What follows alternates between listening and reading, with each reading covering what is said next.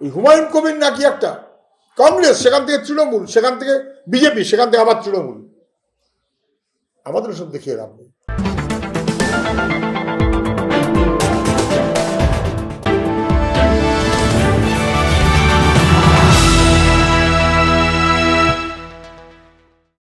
রাজ্যের বদলে যাওয়া রাজনৈতিক সমীকরণের চাপে সিপিআইএম, বুথ স্তরের ভাঙন, ক্যাডার সংকট, এজেন্ডার অস্পষ্টতা থেকে এসআইআর বিতর্ক, একাধিক ইস্যুতে প্রশ্নের মুখে বাম শিবির।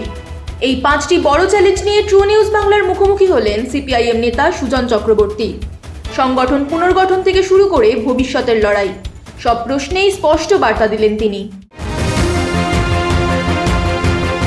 অনেক এলাকায় সিপিআইএম বুথ স্তরের কর্মী হারিয়েছে। দলের ক্যাডাররা সহিংসতার ভয়ে আতঙ্কিত। বুথ সংগঠনকে শক্তিশালী করতে আপনি কি পদক্ষেপ নিচ্ছেন?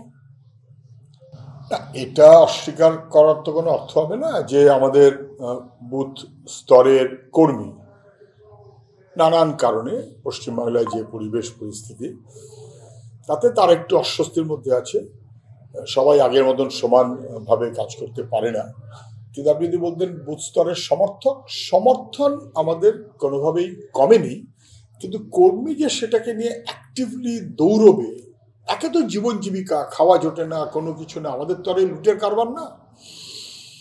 2, সেইটা যেভাবে পুলিশ প্রশাসন সহ তোলাবাজ গুন্ডাবাজদের রাজত্ব চলে, সাধারণ মানুষ, ভদ্রলোক, কম বয়সের ছেলে মেয়ে লেখাপড়া করে, তারা এই যে ক্রিমিনালাইজেশন যেভাবে চলছে, এটাকে এড়িয়ে চলতে চায়।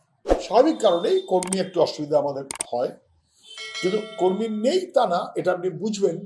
ব্রিগেডের মিটিং হলে অন্য যে কোনো দলের চাইতে আমরা অনেক বেশি, কিন্তু পাড়ায় যে সবসময় কাজের মধ্যে থাকবো, সেইটা একটু চারদিক দেখে শুনে চলতে হয়। আর তৃণমূলের কর্মীরাই তৃণমূলের হয়ে কথা বলতে পারে না। বড় তোলাবাজ ছোট তোলাবাজ তৃণমূলকে পিটিয়ে বৃন্দাবন ভাগিয়ে দিচ্ছে। পরিস্থিতিটা একটা সর্বনাশা পরিস্থিতি হয়েছে, কিন্তু মানুষ আছে, সমর্থক আছে, তারা অপেক্ষায় আছে। সিপিআইএম এর একটি স্পষ্ট বিকল্প এজেন্ডা অনুপস্থিত। বিজেপি বলছে চাকরি ও হিন্দুত্বের কথা, মমতা বলছে ভাতা এবং ধর্মনিরপেক্ষতার কথা। সিপিআইএম এর স্পষ্ট এজেন্ডা কি? বিজেপির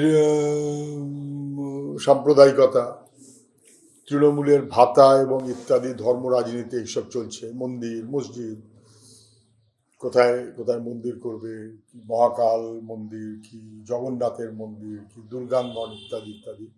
এ দুটো কোনটাই মানুষের নিত্য প্রয়োজনের সঙ্গে, মানুষের ভবিষ্যতের স্বপ্নের সঙ্গে যায় না। আমাদের কাছে একমাত্র ইস্যু, মূল ইস্যু, মানুষ হিসেবে মর্যাদা অধিকার সহ জীবিকার লড়াইতে এগিয়ে যাওয়া, টিকে থাকা না, এগিয়ে যাওয়া।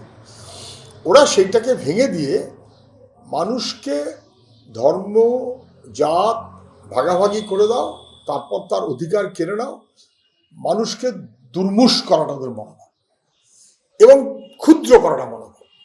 ধর্মে ধর্মে ভাগ করে দাও, জাতে জাতে ভাগ করে দাও, যাতে অপরাধীরা দাপিয়ে বেড়াতে পারে। আর আমাদের অপরাধীদের মাতব্বরি চলবে না। মানুষ তার নিজের পায়ের উপরে শক্ত হয়ে দাঁড়াবে, তার জীবন জীবিকা, তার কাজ। পশ্চিমবাংলায় লেখাপড়া, ছেলে মেয়েদের কাজ, মেয়েদের অধিকার, নিরাপত্তা, গোটা বাংলায় শান্তি শৃঙ্খলা, বয়স্ক মানুষ তার নিজের নিরাপত্তা, আর্থিক এবং সামাজিক। ফলে বাংলাকে গড়ে তোলা, বাংলাকে গড়ে তোলা, নিজের পায়ের ওপর বাংলাকে গড়ে তোলা। দিল্লি এবং রাজ্যগুলি ধ্বংস করতে চাইছে না, বাংলাকে নিজের পায়ের উপর দাঁড় করাতেই হবে, এটাই কমিটমেন্ট টু। সিপিআইএম কেন এসআইআর এর বিরোধিতা করছে? যদি ভুয়ো ভোটার বাদ যায় তাহলে তো সিপিআইএমই উপকৃত হবে। সিপিআইএম যে কথা বলেছে এসআইআর নিয়ে প্রথম দিন থেকে, সে একেবারে স্পষ্ট। মস্তাবাজা কে কি বলছে আমি জানি না। 2002 সালে ইন্টেন্সিভ রিভিশন হয়েছে, কেউ বারণ করেছে, কেউ আপত্তি করেছে না? তখন বুদ্ধদেব ভট্টাচার্য মুখ্যমন্ত্রী, দিল্লিতে অটল বিহারী বাজপেয়ী প্রধানমন্ত্রী, তার সঙ্গী মমতা ব্যানার্জি। 2002 সালে ইন্টেন্সিভ রিভিশন হয়েছে, অনেক মানুষ যারা মৃত তাদের নাম বাদ গেছে। এ নিয়ে কোনো আলাপ আলোচনা কোথাও শুনেছেন না? এবার এসআইআর হচ্ছে না, নির্ভুল ভোটার তালিকার জন্য এসআইআর হচ্ছে না। এসআইআর এর টার্গেটটা হচ্ছে মানুষের নাম কেটে দেওয়া, নাগরিকত্ব যাচাই করা। ওটা নির্বাচন কমিশনের কাজ নয়। তৃণমূল চাইছে মৃত মানুষের সব নাম থাকুক, যেন তারা ভোটের দিন গিয়ে নৃত্য করতে পারে 1টা-1:30টার পরে। ভুয়ো ভোট সবটাকে রক্ষা করো। বিজেপি চাইছে ভুয়ো ভোট কি থাকুক না থাকুক, যেন ওদের অপছন্দের লোক সব নাম কেটে দিতে পারে। আর আমরা বলছি নির্ভুল ভোটার তালিকা। সেই কারণে এসআইআর এর প্রক্রিয়াকে আমরা সাহায্য করেছি, করে বলেছি যে এটার সঙ্গে নাগরিকত্বকে মেলানো যাবে না, বরং মানুষের হেনস্থা যাতে না হয় তাকে নিশ্চিত করতে হবে, আধার কার্ডকে মান্যতা দিতে হবে। এসব ক্ষেত্রে দিল্লি রাজ্য কেউ সহমত না।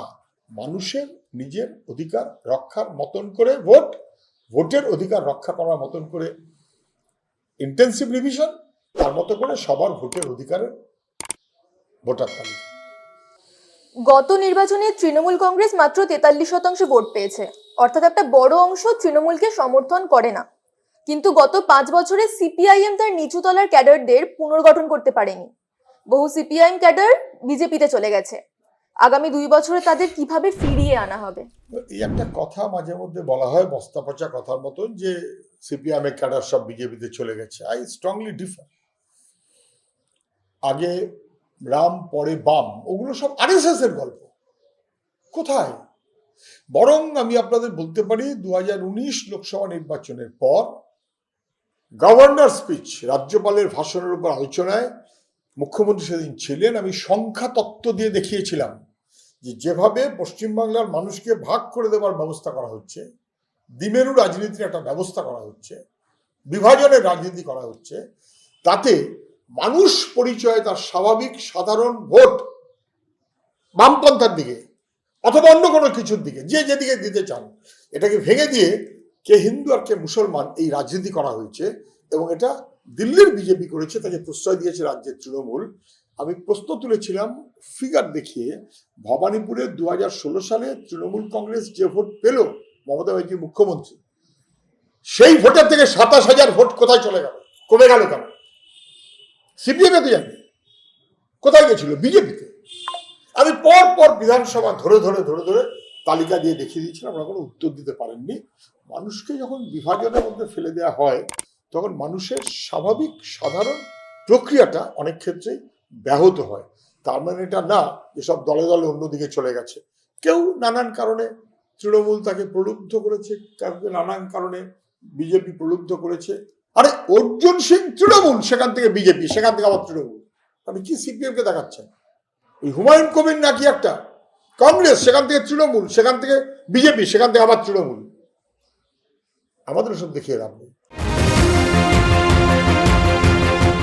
সিপিআইএম সবসময় বাংলা ও কেরালায় নির্বাচনের সময় মুখ্যমন্ত্রী পদপ্রার্থী হিসেবে একটি করে মুখ সামনে এনেছে।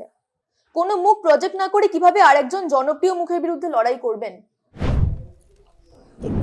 পশ্চিমবাংলায় প্রজেক্ট করে ভোট করবার রেওয়াজটা কোনোদিন ছিল না, আমাদের দেশেও ছিল না।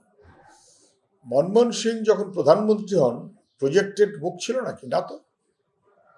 ইউপিএ 1 জিতলো, মানে কংগ্রেস জিতলো, আমরা তাকে সাহায্য করলাম, সমর্থন করলাম। ইউপিএ 1 পরিকল্পনা করলো এবং কংগ্রেস দল মুখ্যত তারা ঠিক করলেন যে প্রধানমন্ত্রী হবেন ভোটের পর মনমোহন সিং। আগে ঠিক করেছিল না তো। ফলে ওটা তার উপর নির্ভর করে না, নির্ভর করে ব্যক্তি না নীতির শ্রেষ্ঠত্ব আসল কথা, নীতির উপর দাঁড়াতে হবে, এটা আসল কথা। ফলে সেই বিবেচনাতে বাংলার মানুষ বুঝতে পারছে, কম বয়স এক গাদা তরুণ বাম কর্মী সমস্ত কিছু ছেড়ে দিয়ে মানুষের জন্য কাজ করার জন্য উদ্গ্রীব। শুধু রেড ভলান্টিয়ার দেখেছি তাই না, রাস্তায় মানুষের আন্দোলনে বামপন্থীরা আছে, বামপন্থী কম বয়সী তরুণ প্রজন্ম তারাও আছে। মুখের তো অভাব নেই, ওদের একটাই মুখ, ফলে একটা মুখ নিয়ে বলে। আমাদের 20টা মুখ, মুখের কি অভাব?